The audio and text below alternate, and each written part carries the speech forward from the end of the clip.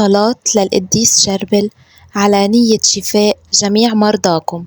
بتمنى من كل المشتركين بالقناة وعندهم شخص مريض بالبيت يذكروا اسمه بالكومنت لنكون عم نذكره بالفيديو المقبل. يا رب يشفي جميع مرضاكم بشفاعة القديس شربل، بشفاعة والدة الله مريم العذراء.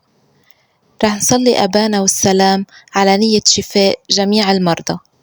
أبانا الذي في السماوات، ليتقدس اسمك، ليأتي ملكوتك، لتكن مشيئتك كما في السماء كذلك على الأرض.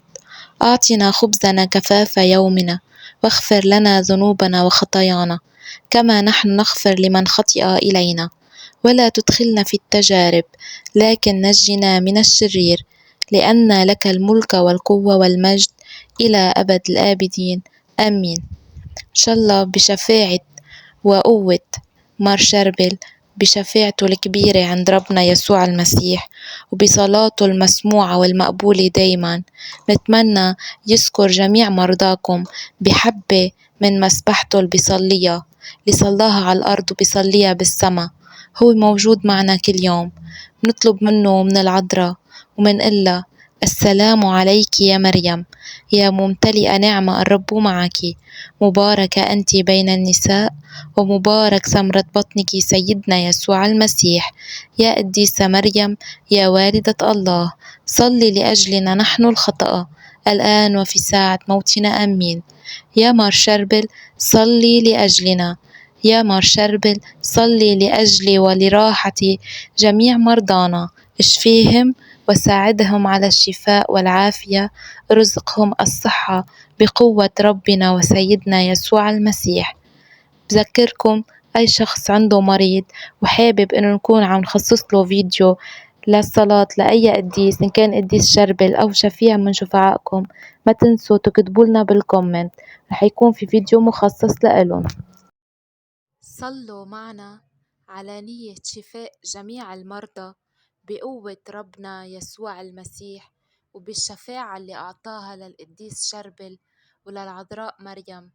يا رب اشفي كل مريض عم يتألم بالنفس أو بالجسد، اشفيهم من جميع الأمراض الخفيفة وجميع الأمراض الثقيلة اللي عم تنخر العظام، أوجاع ما بتحتمل. يا رب خفف عنهم آلامهم كلهم، واشفي جميع المرضى، الأطفال، الكبار، الصغار، جميع الناس. يا رب ما تنسى حدا، بقوة وشفاعة القديس شربل طبيب السما.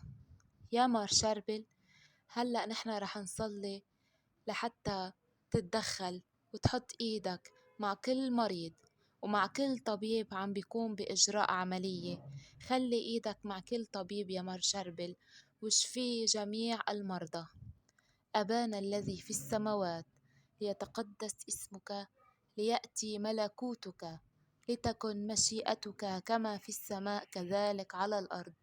أعطنا خبزنا كفاف يومنا، واغفر لنا ذنوبنا وخطايانا كما نحن نغفر لمن خطئ إلينا، ولا تدخلنا في التجارب لكن نجنا من الشرير، لأن لك الملك والقوة والمجد إلى أبد الآبدين آمين.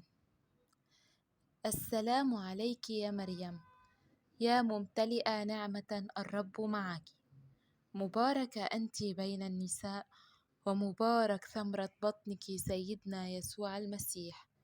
يا قديسة مريم يا والدة الله، صلي لأجلنا نحن الخطأ الآن وفي ساعة موتنا آمين.